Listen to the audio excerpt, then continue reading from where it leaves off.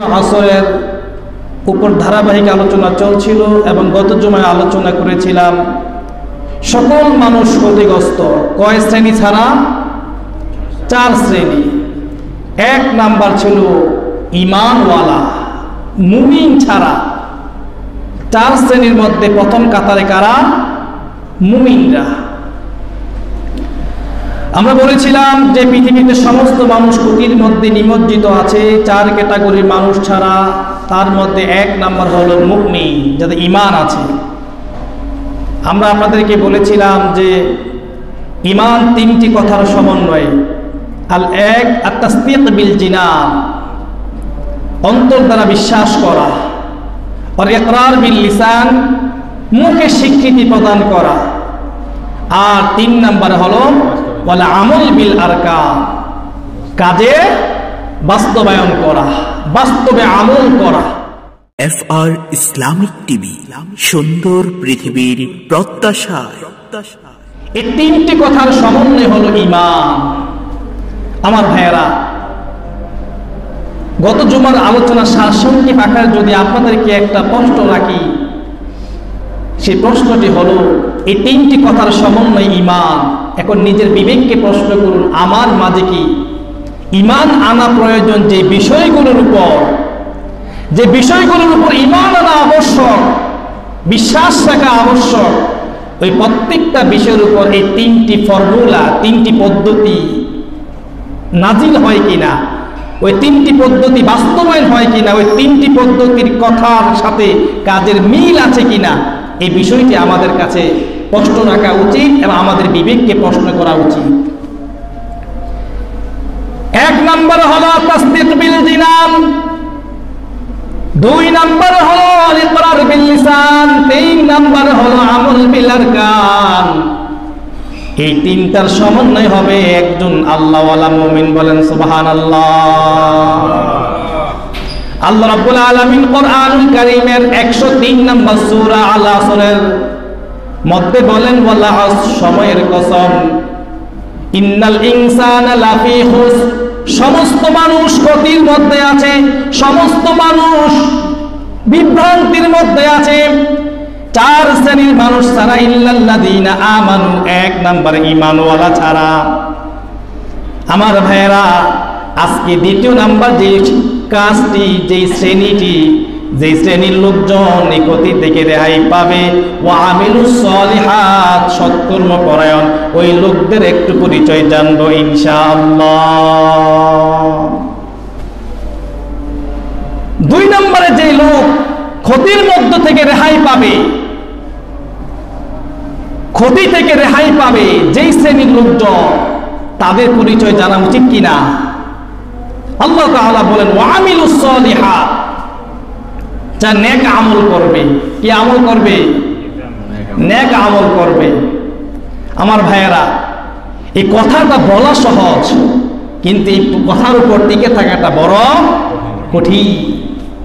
তবে সহজ তাদের জন্য যারা বিষয়টাকে সহজভাবে নিজের কাছে গ্রহণ করে নেয়। ওয়া আমিলুস সলিহাত, নেক আমলকারী ক্ষতি থেকে রেহাই পাবে। আমার ভাইয়েরা, এখন আমাদেরকে জানতে হবে নেক আমল কি জিনিস। নেক আমল কি জিনিস? যদি এই বিষয়টা আমরা সংজ্ঞায়িত করতে পারি, জানতে পারি, নেক আমল হলো এমন জিনিস, নেক আমলের মধ্যে এই বৈশিষ্ট্য আছে। যদি নেক আমলের ব্যাপারে আমাদের কনফার্ম একটা নলেজ থাকে, তাহলে আমরা নেক আমলের মধ্যে আছি কি নাই বিষয়টা বোঝা যাবে। বলেন ঠিক কি না? নেক আমলের সংজ্ঞা হলো, আল আমালুস সালিহ হুয়াল আমালুল্লাযী ইয়ারদাহু আযজা ওয়া জাল্লা। নেক আমল তাকে বলে, নেক আমল হলো ওই জিনিস যে আমলের উপর আল্লাহ সন্তুষ্ট, আল্লাহ খুশি। বলেন সুবহানাল্লাহ। তা নেক আমল কি জিনিস? আসলিহুল আমাল হুয়াল আমালুল্লাযী ইয়ারদাল্লাহু আযজা ওয়া জাল্লা। নেক আমল ওইটাকে বলে যেই কাজের উপর কে সন্তুষ্ট? আল্লাহ সন্তুষ্ট। মানে এক কথায় বলা যায় আল্লাহকে রাজি খুশি করার জন্য যেই কাজ করা হয় সেটি কি আমল? নেক আমল। আমার ভাইয়েরা, আমরা নামাজ পড়িকার জন্য, নামাজ পড়িকার জন্য, রোজা রাখিকার জন্য, তাসবিহ তাহলিল করিকার জন্য, এই পৃথিবীতে বেঁচে আছি কার জন্য? আল্লাহর জন্য বেঁচে আছি।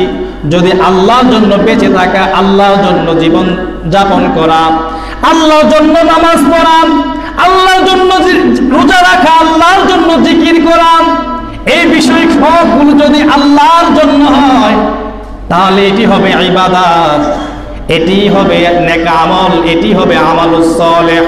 এর পরিপন্থী যদি অন্য কোনো কাজ হয়, অন্য কোনো উদ্দেশ্য থাকে তাহলে সেটি নেক আমল হবে না।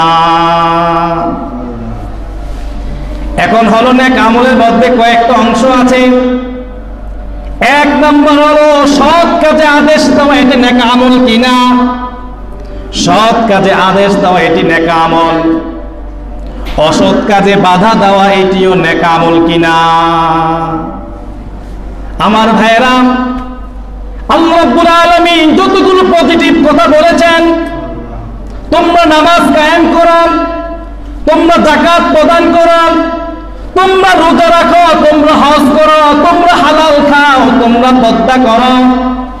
আমার ভাইরা, যতগুলো পজিটিভ কাজ আছে এই পজিটিভ কাজগুলো করা আমাদের জন্য সহজ, কিন্তু আল্লাহ তাআলা যে কাজগুলো থেকে আমাদের নিজেদেরকে সেভ করতে বলেছেন, আমাদের নিজেদেরকে রক্ষা করতে বলেছেন, দূরে থাকতে বলেছেন, ওই কাজগুলো থেকে দূরে থাকাটাই হলো কঠিন কাজ। বলেন ঠিক কিনা? আল্লাহ বলেছেন সুদ খেও না। সুদের লেনদেন কি সমাজে আছে কি নাই? আল্লাহ বলেছেন ঘুষ খেও না। ঘুষের লেনদেন সমাজে আছে কি নাই? আল্লাহ বলেছেন তোমরা তোমার নিজেকে এবং নিজের বিবিকে পর্দায় রাখো। বেপর্দাশীল নারী এবং পুরুষ সমাজে আছে কি নাই? আমার ভাইয়েরা, এভাবে আল্লাহ যে বিষয়গুলো নিষেধ করেছেন ওই নিষেধমূলক কাজগুলো থেকে নিজেকে প্রোটেক্ট করা এটি বড় কঠিন কাজ। এই নিষেধমূলক কাজগুলো থেকে নিজেকে সেভ করা এটি ইবাদতের মধ্যে অন্তর্ভুক্ত কিনা? নিষেধমূলক কাজগুলো থেকে নিজেকে বিরত রাখা এটি নেক আমলে অন্তর্ভুক্ত কিনা? আমি একটু আগে বলেছি নেক আমল বলে ওই আমলকে যে আমল করা হয় শুধুমাত্র কার জন্য? কার জন্য? আল্লাহর জন্য যাহা করা হয় সব কি নেক আমল। আমার ভাইয়েরা, 5 ওয়াক্ত নামাজ পড়া কি ফরজ না? দিনে 5 ওয়াক্ত নামাজ পড়া ফরজ। আবার দিনে 3 সময়ে 3 টাইমে নামাজ না পড়া ফরজ। আল্লাহ রাব্বুল আলামিন 12টি মাসের মধ্যে একটি মাস রোজা রাখাকে ফরজ করে দিয়েছেন। ইয়া আইয়ুহাল্লাযীনা আমানু কুতিবা আলাইকুমুস সিয়াম কামা কুতিবা আলাল্লাযীনা মিন ক্বাবলিকুম লাআল্লাকুম তাত্তাকুন।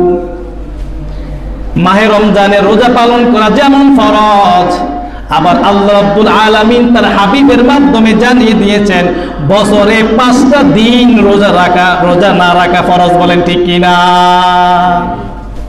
তাহলে সারাংশ কথা বলা যায় আল্লাহর জন্য যে কাজগুলো করা হয় সেগুলো কি নেক আমল। আমার ভাইয়েরা, যদি নেক আমল সব কাজে আদেশ দেওয়া নেক আমল হয়, আর যদি অন্যায় কাজে খারাপ কাজে বিরত রাখতে যদি আমরা বিরত রাখার জন্য বলি সেটি যদি নেক আমল হয়, আমি আপনাদের সাথে বিনয়ের সুরে বলবো, ও আমার ভাইয়েরা বলুন তো মেসওয়াক করা কি? মেসওয়াক করা কি? আবার বলুন মেসওয়াক করা কি? ফরজ নামাজ ছাড়া জুমার নামাজের পরে যে 4 রাকাত সুন্নাত আছে ওই নামাজটা পড়া কি? খাবারের সময় বিসমিল্লাহ বলে খাওয়াটা কি? টুপি পরা কি? ও আমার ভাইয়েরা পাঞ্জাবি পরা কি? যদি এই কাজগুলো সুন্নাত হয়, এই কাজগুলো যদি সুন্নাত হয়, আচ্ছা বলেন তো এই সুন্নতগুলো কি কবরের মধ্যে যাবে কিনা? এই সুন্নাতগুলো কবরের মধ্যে যাবে। আমার ভাই, আলোচনা খেয়াল করে শুনুন। আমি আপনাদেরকে নেক আমল কাকে বলে বলেছি? সৎ কাজ করার নেক আমল, পজিটিভ কাজ করা যেমন নেক আমল, ওই খারাপ কাজ থেকে নিষেধ করা, বিরত রাখাটাও নেক আমল। বলেন ঠিক কিনা? আমার ভাই, আমি আপনাদেরকে বললাম মিসওয়াক করা সুন্নাত, খাবারের শুরুতে বিসমিল্লাহ বলা সুন্নাত। খাবারের শুরুতে বিসমিল্লাহ বলতে ভুলে গেছি, খাবারের মাঝখানে মনে হয়েছে, স্মরণ হলে ওই জায়গার একটা দোয়া আছে, বিসমিল্লাহি আউওয়ালাহু ওয়া আখিরু বলা সুন্নাত। বলেন ঠিক কিনা? টুপি পরা সুন্নাত, সুগন্ধি লাগানো সুন্নাত, মসজিদে ডান পায়ে প্রবেশ করা সুন্নাত, বাম পায়ে বের হওয়া সুন্নাত, বাথরুমে বাম পায়ে প্রবেশ করা সুন্নাত, ডান পা দিয়ে বের হওয়া সুন্নাত। বলেন ঠিক কিনা? আমার ভাইয়েরা, এই সুন্নাতগুলো কবরে যাবে, তবে এই সুন্নাতগুলো কবরে যাবে আমলনামায় লিখিত অবস্থায়। বলেন ঠিক কিনা? আমার ভাইয়েরা বলুন তো, দাড়ি রাখা সুন্নত না নফল? আমার ভাই, এই দাড়ি রাখা সুন্নত কেমন সুন্নত একটু খেয়াল করুন। এই দাড়ি এমন একটা গুরুত্বপূর্ণ সুন্নাত, আল্লাহর হাবিব বলেছে, ইহতিস শারিব আই কসুস শাওয়ারিব, মুসকে খাটো করো, ওয়াফুল লিহিয়া, দাড়িকে ছেড়ে দাও, দাড়িকে বড় করো। এই সুন্নাতটা যদি এমন একটি সুন্নাত আমরা পালন করতে পারি, ও আমার ভাই, মিসওয়াকটা নিয়ে আমি কবরে যাব না, কিন্তু বাহ্যিকভাবে আমি কবরে যাব দাড়িমূলক সুন্নাতটা নিয়ে। বলেন ঠিক কিনা? ভালো কাজগুলো করা যেমন সুন্নাত, ও আমার ভাই, খারাপ কাজ যেগুলো আছে, যেগুলো ইসলামী শরীয়তের সাথে সাংঘর্ষিক, আল্লাহ নবীজি যে কাজগুলো করতে না করেছেন, এই জন্য এই দাড়ি আমাদের সুন্নাত, এমন একটি সুন্নাত যে সুন্নাত নিয়ে আমরা কবরে যাব, এবং এটি আমাদের সাথে ছেটে যাওয়ার সুযোগ নাই, এটি নিয়েই কবরে যাওয়া লাগবে। বলেন ঠিক কিনা? আমার ভাই, এবার বলুন তো, আমি কেন দাড়ি রাখি না? যদি এই প্রশ্ন আপনার বিবেকের কাছে যায়, আপনি যদি বলেন আরেকটু পরে রাখবো, বয়স মাত্র 20, বয়স মাত্র 30, বয়স মাত্র 40, আরেকটু পরে রাখবো, এখনো মেয়ে ছেলেকে বিবাহ দেই নাই, দিয়ে নেই, এখনো বাপের কাতারে আছে, শ্বশুরের কাতারে যাই নাই, এই অনুভূতি নিয়ে যদি আপনি দাড়ি না রাখেন, দাড়ি ছেড়ে না দেন, ও আমার ভাই, আমি আপনাকে বলবো, আপনি কি আল্লাহর সাথে কন্টাক্ট করেছেন? আপনি শ্বশুর হবার পরে দুনিয়া থেকে বিদায় নিবেন। এই কন্টাক্ট হয়েছে? সুযোগ আছে? ওয়ালিকুল্লি উম্মাতিন আজাল, ফাইদা জাআ আজালুহুম লা ইস্তাখিরুনা সাআতান ওয়ালা ইস্তাকদিমুন। আল্লাহ বলেন, মৃত্যু এমন একটি সময়, এমন একটি সময়ের ফ্রেমে বাঁধা আছে, যখন ওই সময় চলে আসবে, 1 সেকেন্ড আগেও হবে না, 1 সেকেন্ড পরেও হবে না। আমার ভাইয়েরা বলেন তো, কবরের প্রশ্ন হবে কয়টা? 3টা আমাদের সমাজে প্রচলিত আছে, কিন্তু কবরে প্রশ্ন হবে 4টা। কয়টা? 1 নম্বরে মান রব্বুকা, তোমার প্রভুকে। 2 নম্বর প্রশ্ন হবে তো ওমান দীনুকা, তোমার দিন কি। 3 নম্বরে প্রশ্ন হবে মান হাযার রাজুল, এই লোকটিকে আল্লাযী বুইসা ফীকুম, যে তোমাদের কাছে প্রেরণ হয়েছে, প্রেরিত হয়েছে, যাকে তোমাদের কাছে প্রেরণ করা হয়েছে, এই লোকটিকে। আল্লাহ নবীকে দেখিয়ে বলবে, এই লোকটিকে চিনো। 3টা প্রশ্ন যদি আল্লাহর বান্দা আনসার করতে পারে, আল্লাহ রাব্বুল আলামিনের ফেরেশতা ওই বান্দাকে জিজ্ঞেস করবে, তোমরা এই যে 3টা প্রশ্ন তোমরা জানছো কোথায় থেকে? ওটা হবে কোরআন সুন্নাহর জ্ঞান থেকে জেনেছি। আমার ভাইরা, 4টা প্রশ্ন হবে। 3 নম্বর প্রশ্ন হলো, এই লোকটিকে, যেই লোকটিকে তোমাদের কাছে প্রেরণ করা হয়েছে, তখন যারা মুমিন তিনি বলবেন হাজান নবী ওয়া নবিয়ুনা মুহাম্মদ সাল্লাল্লাহু আলাইহি ওয়াসাল্লাম। আমার ভাইরা, যদি ঈমানওয়ালা হয়, মুমিন হয়, সাথে সাথে জবাব দিবে তিনি আমাদের পয়গম্বর, তিনি আমাদের বন্ধু, তিনি আমাদের উম্মতের কান্ডারি, তিনি আমাদের বিশ্বনবী মুহাম্মদুর রাসূলুল্লাহ সাল্লাল্লাহু আলাইহি ওয়াসাল্লাম। আমার ভাইরা, এই প্রশ্ন যদি আপনি অ্যানসার করতে পারেন, করতে চান, আপনার বিবেকের কাছে প্রশ্ন, বলুন তো আমার নবীর মুখে দাঁড়িয়ে আছে কিনা? আমার নবীর মুখে দাঁড়িয়ে আছে কিনা? আপনি যদি এই মুহূর্তে দুনিয়া থেকে চলে যান, ও আমার ভাই কষ্ট নিয়েন না মনে, আমি আপনার বিনয়ের সাথে আপনাকে বলি, আমি যতটুকু জানি যতটুকু আপনাদেরকে না বলি, আল্লাহ তাআলা হাসরের ময়দানে আমার জিহ্বাটাকে কাঁচি দিয়ে কাটবে কিনা? আমি আমার দায়িত্ব থেকে মুক্তি হচ্ছি। এই জন্য আমার ভাইয়েরা, নবীর মুখে দাঁড়িয়ে আছে, যদি আপনি নবীকে চিনতে চান আপনার মুখে দাঁড়িয়ে লাগবে। এই জন্য আল্লাহর হস্তে আল্লাহ তাআলা আপনাকে যেগুলো কাটতে বলেছেন ওগুলো কাটেন। চুল কাটা সুন্নাত, চুল কাটতে পারেন। মুখকে ছোট করতে বলেছে আল্লাহর হাবিব, বলেছে মুখকে ছোট করে রাখো। এই জায়গায় একটি সুন্নতের আমরা খেলাফ করি, সেটি হলো আমরা মুখকে খুর দ্বারা ছাঁচি। হলক করতে বলা হয় নাই, হলক করতে বলা হয় নাই, মুখকে কেচি দ্বারা ছোট করে রাখা সুন্নাত। এই জন্য মুখকে ছোট করে রাখবেন। হলক তথা খুর দ্বারা একদম ছেঁচে ফেলা আর সুন্নত খেলাফ। কিন্তু দাড়িকে ছেড়ে দিতে হবে, কারণ কখন যদি আমার নামে টিকিট চলে আসে, ওই টিকিট থেকে পড়ানোর কোনো সুযোগ আছে? আমার ভাই, এগুলো যদি নেক আমল হয়, এবার আসুন, যদি আল্লাহর কোন বান্দা নেক আমল করে, নেক আমল করার জন্য বান্দার কি কি ফলাফল হবে? আমার ভাইয়েরা, আল্লাহর কোন গোলাম যদি পৃথিবীতে বেশি বেশি নেক আমল করে, সৎ কাজে আদেশ দেয়, অসৎ কাজ দেখলে বাধা প্রদান করে, আল্লাহর হাবিব সাল্লাল্লাহু আলাইহি সাল্লাম বলেছেন, মান রাআ মিনকুম মুনকারান ফালইয়ুগাইয়িরহু বিয়াদিহি ফাইন লাম ইস্তাতি' ফাবিলিসানিহি ফাইন লাম ইস্তাতি' ফাবিকলবিহি ওয়া যালিকা আযাফুল ঈমান। আল্লাহর নবীজি বলেছেন, মান রাআ মিনকুম মুনকারান, যদি সমাজের মধ্যে কোথাও কোনো অন্যায় কাজ দেখা যায়, জুলুমের কাজ দেখা যায়, কোন অপরাধের কাজ দেখা যায়, ও আমার ভাই, না দেখে না দেখার ভান করে চলে যাবেন না। আপনি একজন মুসলমান, আপনাকে আল্লাহ শুধুমাত্র একজন মানুষ হিসাবে তৈরি করে নাই। আল্লাহ রাব্বুল আলামিন প্রতিটি মানুষের কাঁধের মধ্যে সমানভাবে দায়িত্ব দিয়েছেন। ও আমার ভাই, আমি একজন খতিব, আমি একজন আলেম, আমার উপর কোরআন যেমন শিখা ফরজ, আপনার উপর কোরআন শিখা ফরজ কিনা বলেন? আমার উপর কোরআনের জ্ঞান জানা যেমন ফরজ, মানুষকে সেই জ্ঞান বিতরণ করা যেমন ফরজ, সুতরাং আপনিও মুসলমান, আপনার জায়গা থেকে আপনিও মানুষের জ্ঞান বিতরণ করা ফরজ। বলেন ঠিক কিনা? ও আমার ভাই, সমাজের মধ্যে অসংলগ্নতা আছে, জুলুম আছে, অন্যায় আছে, অপরাধ আছে, যুব সমাজ নষ্ট হয়ে যাচ্ছে।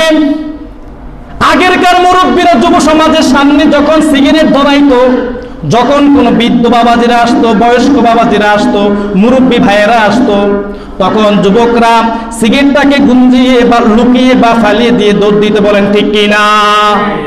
এখন কেন করে না? দুইটা কারণ। একটা কারণ হলো ওই যুবকদেরকে তাদের বাপ মা ওই শিক্ষাটা কম দেয়। দুই নাম্বার হলো ওই বৃদ্ধ বাবাজিরা বা যারা বয়স্ক আছে তারাও যুবকদের প্রতি খেয়াল রাখে না। বলেন ঠিক কিনা? এখন বয়স্করা চিন্তা করে অমুকের ছেলে সিগারেট খায়, সমস্যা কি? আমারটা তো খায় না, ঠিক কিনা? অমুকের ছেলে সিগারেট খায় রাস্তার মধ্যে দাঁড়িয়ে, সমস্যা কি? তার বাপের সময় সমস্যা হবে, কিন্তু আমারটা তো খায় না। ও আমার ভাই, আমি আপনাকে বলবো, আপনারটা আজকে ভালো আছে, আগামীকাল যে ওই তার সাথে সঙ্গ মিলে সিগারেট খাবেন এমন কি গ্যারান্টি আছে? এই জন্য ইউনিটি প্রয়োজন। এই জন্য আল্লাহ হাবিব 1400 বছর আগে বলে দিয়েছেন, মান রাআ মিনকুম মুনকারান, যখন তোমাদের সামনে কোনো অসংলগ্নতা দেখা দিবে, কোন অন্যায় দেখা দিবে, অপরাধ দেখা দিবে, ফালিয়ুগাইয়ির, তোমরা সেটাকে প্রতিহত করবে, বিয়াদিহি, হাত দ্বারা প্রতিহত করবা। ফাইল্লাম ইস্তাতি, যদি হাত দ্বারা সক্ষম না হও, ফাবিলিসানিহি, অন্তর মুখ দ্বারা বলবা, মুখ দ্বারা প্রতিবাদ করবা। ফাইল্লাম ইস্তাতি, যদি মুখ দ্বারা সক্ষম না হও, ফাবিকলবিহি, অন্তর দ্বারা সেটাকে ঘৃণা করবা, অন্তর দ্বারা সেটাকে প্রতিবাদ জানাবা। ওয়াযালিকা আযআফুল ঈমান, তবে এই অন্তর দ্বারা লুকিয়ে লুকিয়ে ঘৃণা করা হলো ঈমানের দুর্বলতার পয়েন্ট। আমার ভাইরা, এই জন্য সৎ কাজে আদেশ করা যেমন নেক আমল, অসৎ কাজকে বিলুপ্ত করার জন্য প্রচেষ্টা চালানোটাও নেক আমল। বলেন ঠিক কি না? এই নেক আমলগুলো যারা করবে, আল্লাহ রাব্বুল আলামিন কোরআনুল কারীমের মধ্যে বলেন, যারা এই নেক আমলগুলো করবে আল্লাহ রাব্বুল আলামিন তাদের কোনো আমলকে নষ্ট করবেন না। বলেন সুবহানাল্লাহ। আল্লাহ রাব্বুল আলামিন 18 নম্বর সূরা কাহফ 30 নম্বর আয়াতের মধ্যে বলেন, ইন্নাল্লাযীনা আমানু ওয়া আমিলুস সালিহাত, নিশ্চয়ই যারা ঈমান আনবে এবং নেক আমল করবে। কি আমল করবে? আরেকটু জোরে বলেন, কি আমল করবে? ভাইয়ারা আমার, ঈমান রাখবে, নেক আমল করবে। ইন্না লা নুদিউ আজরান আমালা, আল্লাহ বলেন ইন্না লা নুদিউ আজরান আমালা, আল্লাহ রাব্বুল আলামিন কখনো তার নেক আমলগুলোকে নষ্ট করবেন না। বলেন সুবহানাল্লাহ। 2 নম্বর পয়েন্ট হলো, ও আমার ভাই, আপনার সামনে এক যুবক বেয়াদবি করছে, আপনি যুবককে প্রতিহত করলেন। এবার আজকাল যুবকরা আপনার সাথে ঘাটতেরামি করলো, আপনার সাথে ঘাটতেরামি করার পরে, আপনার সাথে উল্টো রিয়েকশনে যাওয়ার পরে আপনি মনে করছেন আপনার মান সম্মানে আঘাত হইছে, আপনি নিজেকে ছোট ভাবতেছেন। কিন্তু না না, আল্লাহ বলেন না তো আপনাকে ছোট করবেন না।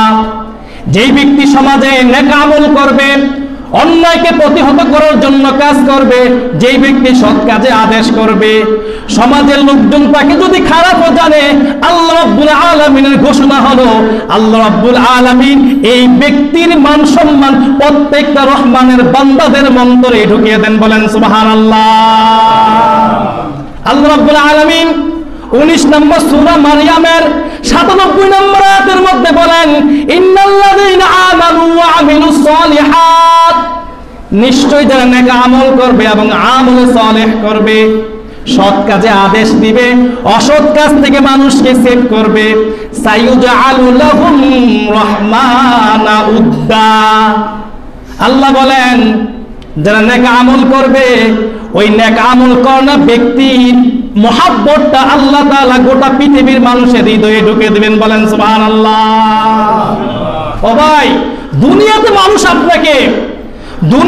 মানুষ আপনাকে ঘৃণা করতে পারে, ছোট করতে পারে, কিন্তু আমার আল্লাহ এমন একজন রহমান, যিনি হককে বুঝেন, যিনি সত্যকে বুঝেন। আপনি কেন সমাজের মধ্যে ঘৃণিত হয়েছেন? আপনি যে মানুষকে সুন্দর দৃষ্টির দিকে, কল্যাণের দিকে আনতে চেয়েছেন, নেক আমল দিকে আনতে চেয়েছেন, অসৎ গুণাবলী থেকে মানুষকে সেভ করতে চেয়েছেন, এই কাজ করতে গিয়ে আপনি বাধার সম্মুখীন হয়েছেন, আপনি ধোঁকার সম্মুখীন হয়েছেন। মানুষ আপনাকে গালি দিয়েছে, যেটা সকল পয়গম্বরকে দিয়েছে, আমার নবীজিকেও দিয়েছে। আমার নবীজি যখন মক্কার লোকদেরকে বলল, ইয়া আইয়ুহান নাস কুলু লা ইলাহা তুফলিহুন, লা ইলাহা ইল্লাল্লাহ তুফলিহুন, হে মানব মণ্ডলী তোমরা বলো আল্লাহ ছাড়া কোনো ইলাহ নাই, আল্লাহ ছাড়া কোনো ইলাহ নাই। এই কথা যদি বলতে পারো তোমরা সফল হয়ে যাবা। এই কথা বলার পরে নবীর আপন চাচা আবু লাহাব বলেছিল, তাব্বাল্লাকা ইয়া মুহাম্মদ লিহাযা জামাআতানা, হে মুহাম্মদ তোমার সেই হাত ধ্বংস হোক, যে হাত দিয়ে তুমি এক আল্লাহর দিকে ইঙ্গিত করেছ, আর তুমি কি আমাদেরকে এই জন্য এখানে ডেকেছ?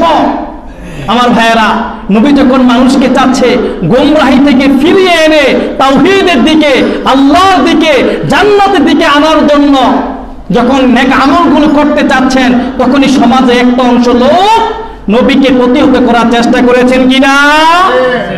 এই সমাজেও যে লোকগুলো ভালো কথা বলবে, ভালো কাজ করবে, যে সকল মুরব্বীরা প্ল্যান করে সমাজকে সংশোধন করার জন্য চেষ্টা করবে, আমার ভাইয়েরা, ওই লোকদের ব্যাপারে কিছু কথা থাকতেই পারে, তবে আল্লাহর কথা হলো আমি আল্লাহ রাব্বুল আলামিন এই লোকগুলোর মহব্বত, এই লোকগুলোর প্রতি ভালোবাসা আমি প্রতিটি মানুষের অন্তরে সেট করে দেব। বলেন সুবহানাল্লাহ। আমার ভাইয়েরা, আবু জাহেল চেয়েছিল নবীকে পরাজিত করবে। আবু জাহেল, আবু লাহাব, উতবা, সাইবারা চেয়েছিল নবীকে দুনিয়া থেকে বিলীন করে দিয়ে। বলেন ঠিক কিনা? নবীর সাহাবীদেরকে দুনিয়া থেকে বিলীন করে দিবে। কিন্তু বড়ই আফসোস, বড়ই আফসোস, ওই ফেরাউন, নমরুদ থেকে শুরু করে যারা চেয়েছিল আল্লাহর পয়গম্বরদেরকে বিলীন করে দিবে, আজকে তারাই বিলীন হয়ে গেছে। বলেন ঠিক কিনা? আজকে ফেরাউনের নাম কেউ নেয় না, আজকে নমরুদের অস্তিত্ব নাই। আজকে কোথায় আবু জাহেল, কোথায় আবু লাহাব, কোথায় উতবা, কোথায় সাইবা, যারা একসময় মক্কার মধ্যে প্রতাপের সাথে আল্লাহর হাবিবকে গালি দিয়েছে, আল্লাহর হাবিবকে পাগল বলেছে। ও আমার ভাই, কিন্তু নবীজি তাদের গালি শুনে, পাগল প্রলাপ শুনে আল্লাহ নবী দাওয়াতে কাজ ছেড়ে দেন নাই, আল্লাহ নবী নেক আমলের কাজ ছেড়ে দেন নাই, আল্লাহ নবী অসৎ কাজ থেকে মানুষকে সেভ করার জন্য যেই কাজ করা প্রয়োজন ওই কাজ ছেড়ে দেন নাই। বলেন ঠিক কিনা? এই কারণে আল্লাহ জি বললেন যে নেক আমলের কাজ করবে তাদের অবস্থান আল্লাহ তাআলা পৃথিবীবাসীর অন্তরের মধ্যে ঢুকে দিবেন। বলেন সুবহানাল্লাহ। আজকে ঠিকই গোটা পৃথিবীর মানুষের মাঝে নবীজির মহব্বত আছে কিনা? সাহাবীদের মহব্বত আছে কিনা? আবু জাহেলের মহব্বত আছে? তাহলে যারা এই নেক আমল করেওয়ালা লোকদেরকে পরাজিত করতে চাইবে আল্লাহ তাআলা তাদেরকে হালাক করে ওই লোকগুলোর মহব্বত প্রতিটি মানুষের অন্তরে ঢুকে দিতে পারে কিনা? আমার ভাইয়েরা, 3 নম্বর হলো যে নেক আমলের কাজ করবে, যারা নেক আমলের কাজ করবে। নেক আমল আমরা কাকে বলেছিলাম সেটি হলো আল্লাহর জন্য কাজ করা। তার রব্বুল আলামিন তাদের জন্য বলেন ইন্নাল্লাযীনা আমানু ওয়া আমিলুস সলিহাত কানাত লাহুম জান্নাতুল ফিরদাউসি নুজুলা খালিদিনা ফিহা লা ইয়াবগুনা আনহা হিওয়ালা। বলুন আল্লাহু আকবার। আল্লাহু আকবার। আল্লাহ রাব্বুল আলামিন কুরআনুল কারীমের 18 নম্বর সূরা আল কাহাফের 107 এবং 108 নম্বর আয়াতে বলেন, নিশ্চয় যারা ঈমান আনয়ন করবে, নেক আমল করবে, ঈমান এবং নেক আমল যারা করবে, এই দুই শ্রেণীর লোকের জন্য আল্লাহ বলেন লাহুম তাদের জন্য রয়েছে জান্নাতুল ফিরদাউসি নুজুলা, জান্নাতুল ফিরদাউসের মেহমানদারি। বলেন সুবহানাল্লাহ। আমার ভাইরা, জান্নাতুল ফিরদাউস কি জিনিস? আল্লাহর হাবিব বলেছেন ইজা সাআলতুমুল্লাহাল জান্নাহ ফাসআলুহুল ফিরদাউস। যখন তোমরা আল্লাহর কাছে জান্নাত চাইবা, কি চাইবা? বলেন জান্নাত। যখন তোমরা আল্লাহর কাছে জান্নাত চাইবা ফাসআলুহুল ফিরদাউস, তখন তোমরা জান্নাতুল ফিরদাউস চাইবা। বলেন সুবহানাল্লাহ। আমার ভাইয়েরা, এই হাদিসের শেষ অংশের মধ্যে আছে জান্নাতুল ফিরদাউসের পরিচয়। আল্লাহ নবী বলেন এই জান্নাতুল ফিরদাউস হলো আওসাতু বিহা, আওসাতুল জান্নাহ। জান্নাতুল ফিরদাউস হলো যে 8টি জান্নাত আছে, এই 8টি জান্নাতের মধ্যে সবচেয়ে প্রশস্ত জান্নাত জান্নাতুল ফিরদাউস। বলেন সুবহানাল্লাহ। 2 নম্বর, জান্নাতুল ফিরদাউসের বৈশিষ্ট্য হলো আ'লাল জান্নাহ, সবচেয়ে উঁচু মাকামের জান্নাত। আমার ভাইয়েরা, এই জন্য আল্লাহ রাব্বুল আলামিন বলেন যারা নেক আমল করবে, যারা ঈমান আনয়ন করবে, নেক আমল করবে, বেশি বেশি আল্লাহকে স্মরণ করবে, দুনিয়াতে যাহা করিবে, একটা কথা বলিবে, একটা কাজ করিবে, ওই কথা এবং কাজ করবে কার জন্য? যদি আল্লাহর জন্য করা হয়, আল্লাহ রাব্বুল আলামিন বলেন আমি এই লোকদেরকে এমন নিয়ামত দিব যেই নিয়ামত কখনো শেষ হবে না। আল্লাহ রাব্বুল আলামিন সূরা 3 এর মধ্যে বলেন ইল্লাল্লাযীনা আমানু ওয়া আমিলুস সলিহাতি ফালাহুম আজরুন গায়রু মামনুন। আল্লাহ বলেন যারা ঈমান আনয়ন করবে এবং নেক আমল করবে ফালাহুম আজরুন গায়রু মামনুন, তাদেরকে এমন উজুর দিব, এমন পারিশ্রমিক দিব যা কখনো শেষ হবে না। বলেন সুবহানাল্লাহ। আমার ভাইয়েরা, এই জন্য নেক আমল করতে হবে। আর নেক আমলের সংজ্ঞা সূত্র মাথায় রাখতে হবে, আমি যাহা করিব কার জন্য করিব? আমার ভাইয়েরা, যদি এই সূত্রটা মাথার মধ্যে থাকে, আপনি যখন আপনার একটা পা দুনিয়াতে ফালাবেন, আপনি পা ফালানোর সময় আপনি চিন্তা করবেন এই পা যে ফালাচ্ছে এটি ফালাচ্ছে কার জন্য। এভাবে যদি আল্লাহর কোন বান্দা দুনিয়ায় চলে, বলেন তার দ্বারা কোনো ক্রাইম হতে পারে? কোনো গুনাহ হতে পারে? নামাজ কাজা হওয়ার সুযোগ আছে? কোনো সুযোগ নাই। সুতরাং আমার ভাইয়েরা, এই নেক আমলের বিষয়টা নিজের মধ্যে একটু সিরিয়াস ভাবে নিবেন, কারণ আমরা তো মৃত্যু পথের যাত্রী। আমাদের মৃত্যু কখন চলে আসে কেউ বলতে পারে না। আমার ভাইয়েরা, এই জন্য সদা সর্বদা নেক আমল করার মানসিকতা মাথার মধ্যে রাখতে হবে। আমি যেখানেই যাই না কেন, যেখানেই চলি না কেন, আলহামদুলিল্লাহ আমাদের এমন কিছু আল্লাহর বান্দা আছে গোটা দেশ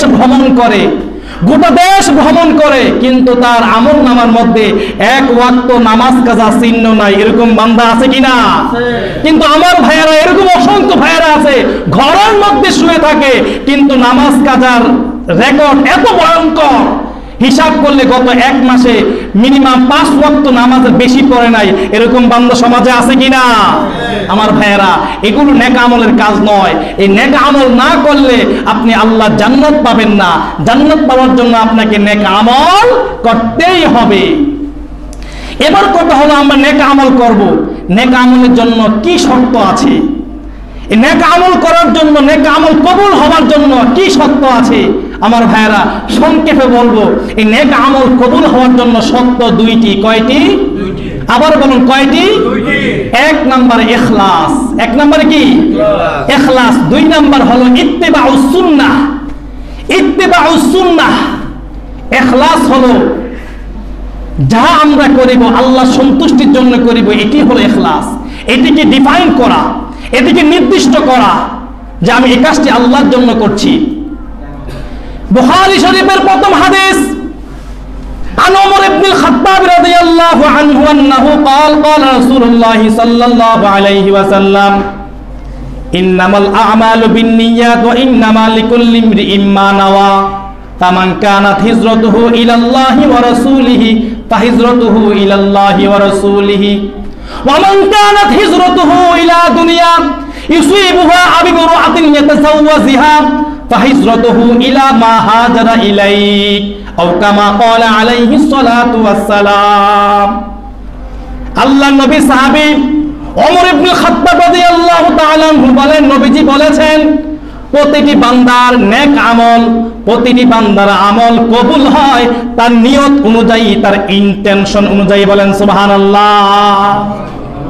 আল্লাহ কোন বান্দা যদি আল্লাহ এবং তার পয়গম্বরের জন্য হিজরত করে, তাহলে তার হিজরত আল্লাহ এবং তার পয়গম্বর নবীর জন্য হবে। আর যদি কেউ হিজরত করে দুনিয়ার জন্য অথবা কোনো নারীর জন্য, তাহলে তার হিজরত দুনিয়া এবং নারীর জন্য হবে। এই হাদিসের শানে উরুদ সম্পর্কে একটা ছোট্ট ঘটনা আছে। ওই ঘটনা সংক্ষেপে বলছি। এক লোক মক্কায় এক নারীকে ভালোবাসতো। এক লোক মক্কায় এক নারীকে ভালোবাসতো। তো ওই নারী ইসলাম গ্রহণ করে আল্লাহ নবীর সাথে হিজরত করে মদিনায় চলে যায়। যেই প্রেমিক পুরুষ ওই নারীকে ভালোবাসতো, ওই নারীর আশেকে, নারীর ইশক, নারীর প্রেমে সে আর মক্কায় থাকতে পারলো না, সেও হিজরত করে মদিনায় চলে গেল। মদিনায় যাওয়ার পরে আল্লাহ রাব্বুল আলামিন নবীকে জানিয়ে দিলেন, নবীজি, এই লোক আপনার দ্বীনের জন্য হিজরত করে নাই, এই লোক হিজরত করেছে নারীকে পাওয়ার জন্য, প্রেম ভালোবাসার জন্য। তাই আল্লাহ রাব্বুল আলামিন তার হাবিবের মাধ্যমে জানিয়ে দিলেন, ফাহিজরতুহু ইলা হাজারা মা ইলাইহি, কোন লোক যদি আল্লাহর জন্য হিজরত করে তাহলে তার সওয়াব হবে আল্লাহর জন্য। আর কোন লোক যদি দুনিয়ার জন্য অথবা কোন নারীকে পাওয়ার জন্য হিজরত করে, তাহলে ওই লোকের হিজরত হবে দুনিয়া এবং নারীর জন্য। আমার ভাইয়েরা, এই জন্য ইন্টেনশন, নিয়তটাকে আপনাকে সহি করতে হবে সকল কাজের শুরুতে। আপনি যদি মসজিদে দান করেন, আপনি যদি দ্বীনি প্রতিষ্ঠানে দান করেন, এই দান করার সময় যদি আপনার নিয়ত থাকে আমি আল্লাহর জন্য দান করছি, আমি আল্লাহর জন্য দান করছি, সওয়াবের নিয়তে দান করছি। আমার ভাইরা, এটি সওয়াব হবে কি হবে না? আর যদি আপনার অন্তরে স্বপ্ন থাকে, আমি যদি আজকে এই মজলিসের মধ্যে এই মসজিদে 20,000 টাকা দান করি, তাহলে এই সমাজের লোকগুলো আমাকে দানবীর বলবে। তাহলে এই অবস্থা অন্তরের কে জানে বলে? হাদিস শরীফে আসছে, কাল হাসরের ময়দানে আল্লাহ রাব্বুল আলামিন কয়েক শ্রেণীর মানুষকে ডাকবেন। প্রথম ডাকবেন আলেমদেরকে। আলেমরা বেশি কথা মানুষকে শোনায়, এই জন্য আল্লাহ তাআলা আগে আলেমদেরকে হাসরের ময়দানে ডাকবে। ডাকার পরে বলবে, ও আমার ভাই আলেম। আল্লাহ বলবেন, বান্দা আলেম, বলো তুমি কেন আলেম অর্জন করেছ, তুমি কেন আলেম হয়েছ? তখন আলেম বলবে, রব্বুল আলামিন, আমি দুনিয়ার জমিনে আলেম হয়েছি মানুষদেরকে ইলম অর্জন করে, মানুষদেরকে দ্বীন শেখানোর নিয়তে। আল্লাহ বলবেন, না, তোমার উদ্দেশ্য এটা ছিল না, বরং তোমার উদ্দেশ্য ছিল তুমি আলেম হয়েছ, মানুষ তোমাকে সম্মান করবে, মানুষ তোমাকে কদর করবে, মানুষ তোমাকে দাওয়াত দিয়ে তার মসজিদে খতিবের দায়িত্ব দিবে, তোমাকে মাহফিলে দাওয়াত দিবে, নানান ধরনের স্বপ্ন তোমার ছিল, এই জন্য তুমি আলেম হয়েছ। তবে শুনে রাখো আল্লাহর বান্দা, তুমি যেই নিয়তে আলেম হয়েছ, দুনিয়ার জমিনে তোমাকে খতিবের দায়িত্ব দেওয়া হয়েছে, দুনিয়ার জমিন তোমাকে মাহফিলের বক্তা বানানো হয়েছে, দুনিয়ার জমিন তুমি সম্মান পেয়েছ। সুতরাং যেহেতু তুমি দুনিয়ার জমিনে পেয়ে গেছো, তোমার আখিরাত শূন্য হয়ে গেছে। বলেন নাউজুবিল্লাহ। আমার ভাইরা, দ্বিতীয় এক লোক ডাকবে, যিনি দানবীর, দুনিয়ার জমিনে দান করেছে। দানবীর লোককে ডাকা হবে। দানবীর লোককে যখন ডাকার পরে আল্লাহ বলবেন, ও আমার বান্দা দানবীর, তুমি দান করেছ, তুমি দানবীর নামে আখ্যায়িত হয়েছ, তুমি কেন দান করেছ? একই কথা বলবে রব্বুল আলামিন, আমি দান করেছি মসজিদের উন্নয়নের জন্য। ওগো আল্লাহ, মসজিদের মাদ্রাসা মসজিদে উন্নয়ন করার জন্য, ওগো আল্লাহ, আপনার দ্বীনের খেদমতের জন্য আমি দান করেছি। আল্লাহ বলবেন, ও আমার বান্দা শোনো, তুমি দ্বীনের জন্য, ইসলামের জন্য দান করনি, তুমি দান করেছ নিজের জন্য। তুমি দান করলে মানুষ তোমাকে দানবীর বলবে, তুমি দান করলে তোমাকে মানুষ সম্মান করবে। আল্লাহর বান্দা, তুমি দুনিয়াতে তা পেয়ে গেছো, তোমার আখিরাত শূন্য। বলেন নাউজুবিল্লাহ। আমার ভাইয়েরা, এই জন্য আল্লাহর হাবিব বলেন, ইন্নাল্লাহা লা ইয়ানজুরু ইলা সুওয়ারিকুম ওয়ালা ইলা আ'মালিকুম ওয়ালাকিন ইয়ানজুরু ইলা কুলুবিকুম ওয়া আ'মালিকুম। আল্লাহর হাবিব বলেন, নিশ্চয় আল্লাহ বান্দার চেহারার দিকে তাকান না, কার চেহারা সুন্দর, কার চেহারা স্মার্ট, আল্লাহ তাকান না। আল্লাহ তাকান না সম্পদের দিকে, কার বাড়ি কয়টা, কার গাড়ি কয়টা। আমার ভাইরা, আল্লাহ আমল কবুলের জন্য এসবের দিকে তাকান না, আল্লাহ তাকান তোমার অন্তরের দিকে এবং আমলের দিকে। বলেন সুবহানাল্লাহ। আমার ভাইরা, এই জন্য আমরা যাহা করিব, এত কষ্ট করে আমরা দান করি, লক্ষ লক্ষ টাকা দান করি, এত কষ্ট করে আমরা নামাজ পড়ি, এত কষ্ট করে আমরা জীবন যাপন করি, এই কষ্টের আমলগুলো যাতে আপনার ইন্টেনশন তথা নিয়তের একটু রদবদল হওয়ার কারণে নষ্ট না হয়ে যায়, যাতে নষ্ট না হয়ে যায়, এই বিষয়ে সতর্ক থাকা দরকার আছে কিনা? আল্লাহ তাআলা আমাদেরকে কবুল করুক, আমাদের ইখলাসকে সবার শুরুতে আমাদের অন্তরের মধ্যে আমরা পুঁথিত করি যে আমরা যাহা করিব কার জন্য করব? আল্লাহর জন্য করব। আল্লাহ তাআলা সেই তৌফিক দান করুক। এবং মাথায় রাখতে হবে আমার ভাইয়েরা, সত্যি আপনাদের কাছে বিনয়ের সাথে বলি, এই হায়াত খুব ছোট হায়াত। এমন অবস্থাতে আমরা কবরে না যাই যে আমার নবী যে আমার পরিচয় দিতে বা আমি নবীকে চিনতে কষ্ট হয়। এই জন্য আমরা আমাদের লেবাসগত দিকটা তথা আমি দাড়ির বিষয়ে কথা বলেছিলাম, আল্লাহর হাবিব বলেছেন, মুখকে ছোট করো, দাড়িকে ছেড়ে দাও। ভাইরা আমার, এই কাজটা আমরা করব, পারবো তো ইনশাআল্লাহ? দুনিয়া লোক দেখানো নয়, আমি তো কবর পথে যাত্রী। আল্লাহ আমাদেরকে সেই তৌফিক দান করুক, আমিন। আমরা যতটুকু আলোচনা করলাম, এই আলোচনাগুলো আমল করে আল্লাহ তৌফিক দান করুক, আমিন। ওয়া আখিরু দাওয়ানা আনিল হামদুলিল্লাহি রাব্বিল আলামিন। আসসালামু আলাইকুম ওয়া রাহমাতুল্লাহি তাআলা ওয়া বারাকাতুহু।